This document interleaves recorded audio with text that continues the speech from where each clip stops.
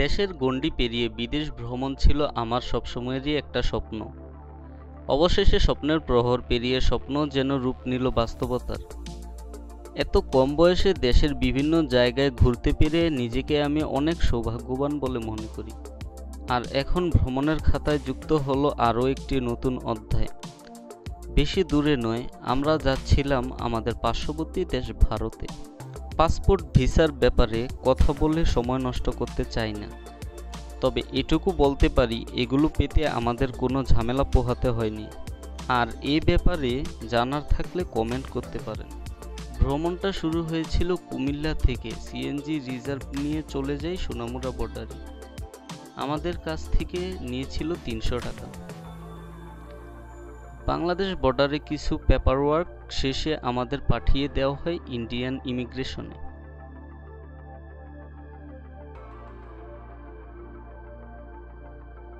Hello, what is up guys, welcome back to my channel. This is Simadri Himu.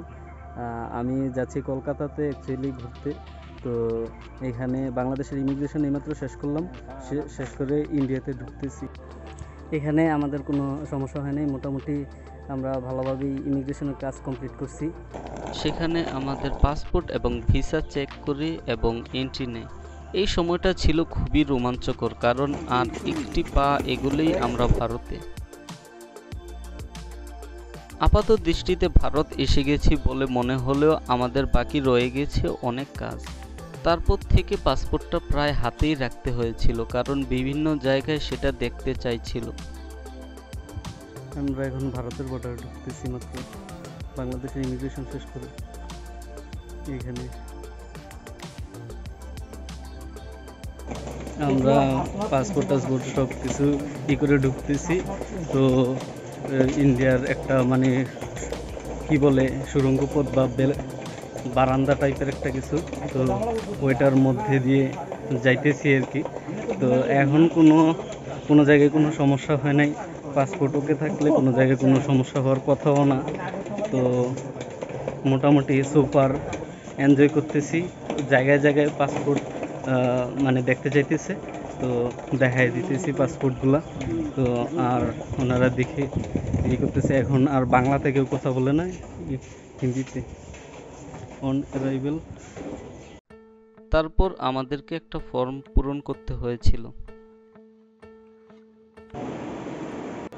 কিছু লেখালেখির কাজ ছিল, ওইগুলো সারলাম। সেরে এখন আর কি ওই দিক দেখি, ক্লিয়ারেন্স দিলে আর কি ওই দিক যাবো।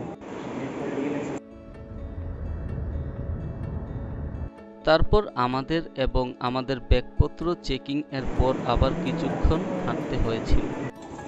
অনেকবার চেকিং করার পর এখন মানে মোটামুটি অনেক জায়গায় চেক করছে, ব্যাগ ঠেক খুইলে মানে ব্যাগ ঠেক ট্র্যাকার বেল্টে দিয়ে চেক করছে, আমাদেরও চেক করছে। এখন আমরা আবার আরেকটা জায়গায় চেক করতেছি। এখন সব কাজ সেরে আমরা মানে মোটামুটি কাজ সব শেষ চেকিংয়ের। এখন অটো ধরে যাব আর কি। অবশেষে আমরা ইমিগ্রেশনের কাজ শেষ করে পৌঁছালাম অটো স্টেশনে। বাংলাদেশের সিএনজিকেই কিন্তু তারা এখানে অটো বলে। তারপর আমরা 100 টাকা দিয়ে একটা অটো রিজার্ভ নিয়ে চলে আসি আগরতলাগামী বাস স্টেশনে।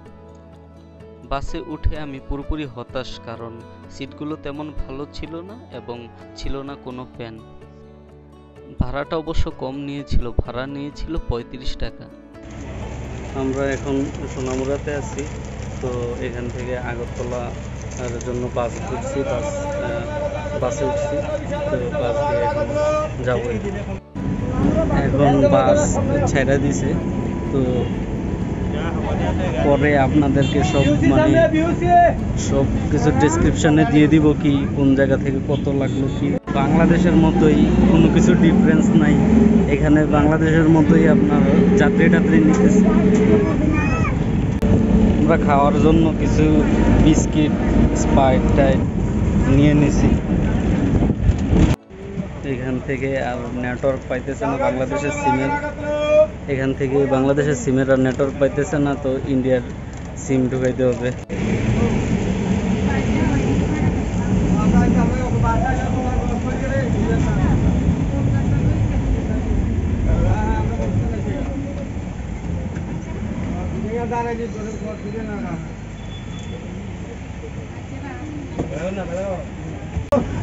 এখানে একটা জিনিস ভালো লাগলো যে মানে লোকজন নামানোর জন্য ওঠানোর জন্য রাস্তার সাইডে নামায় দেয় না, রাস্তা থেকে একটু ভিতরে স্টপেজ আছে, ওইখানে ঢুকে নামায় দিয়ে তারপর সামনে যায়।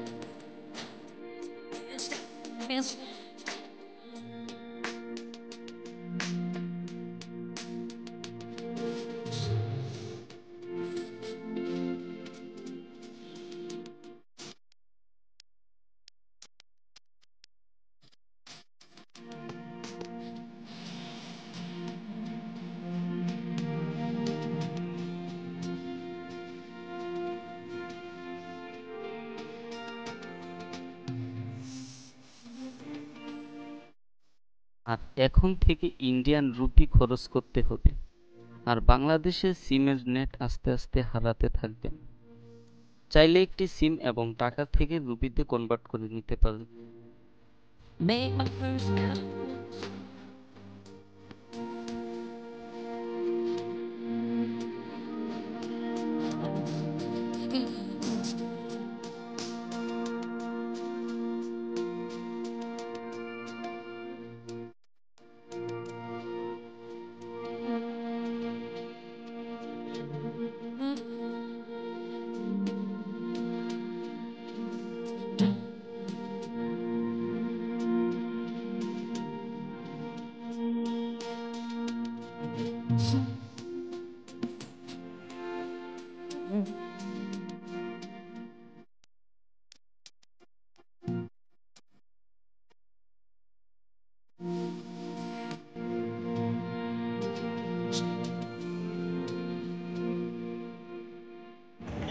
এখন আমরা আগরতলা আছি, আগরতলা বাস নামাইছি যে জায়গায়, ওই জায়গা থেকে অটো নিয়ে যাইতেছি হচ্ছে এয়ারপোর্টে।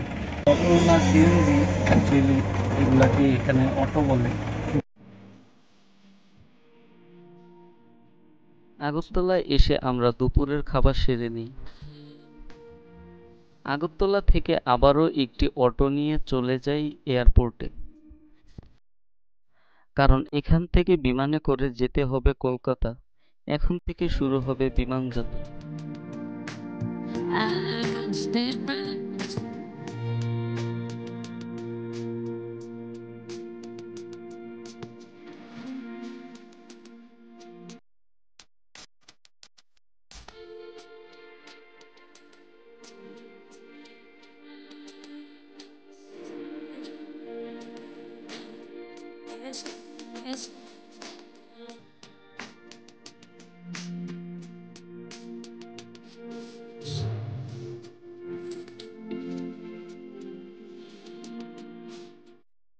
ইন্ডিয়া ব্লগ সিরিজের ফার্স্ট পার্ট এখানে শেষ হচ্ছে, আর সেকেন্ড পার্টে আমরা যাচ্ছি ইন্ডিগো এয়ারলাইন্সের বিমান দিয়ে আগরতলা টু কলকাতা।